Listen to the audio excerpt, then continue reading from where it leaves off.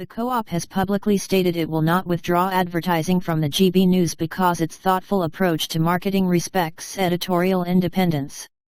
On Monday, the day after GB News launched, cider brand Koppaberg pulled out of advertising on the channel.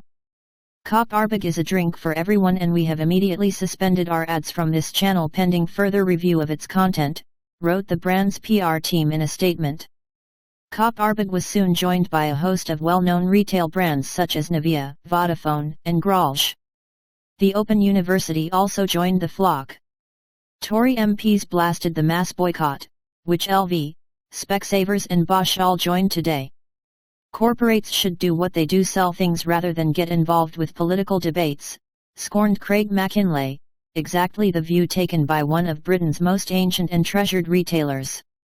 Today, the co-op replied to scores of individual complaints by woke warriors over Twitter, with the same statement, which laid out its policy of not interfering in politics. The group's Twitter account nobly stated, "Hi, we have developed a detailed and thoughtful advertising approach, which is driven by 3 principles. 1. We will not seek to affect the editorial independence of publications or channels. 2. We will not undermine the commercial value of our society for our members. 3. We will ensure our values and principles are clear and undiminished regardless of surrounding content." Naturally, the fair-minded statement sent leftists into a wild rage.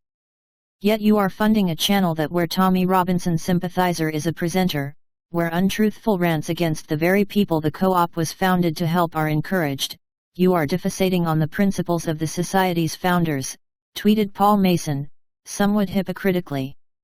The activist previously worked as BBC Newsnight's economics editor. Other social media users took the contrary view. "I like the fact that you stand with your own solid value. Well done. Huge respect," posted one person. "GB News doesn't promote hate. Why do you?" wrote another individual. Tom Harwood, now a journalist at GB News, praised the co-op for not getting sucked in by the left. "Good to see the co-op continuing to advertise on what has over the last 3 days become the second most watched news channel in the UK. We will remain Ofcom regulated and fiercely independent," Harwood wrote. But it could have been a different story.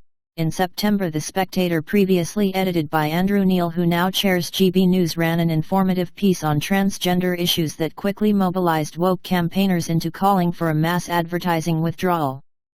The co-op quickly jumped on the bandwagon and announced it was pulling its ads. The magazine soon uncovered a campaign run by Jeremy Corbyn-linked group, Stop Funding Hate, which encourages its followers to try and bury corporate social media accounts in complaints to try and engineer advertising boycotts. Stop Funding Hate is known to be behind the attacks against GB News.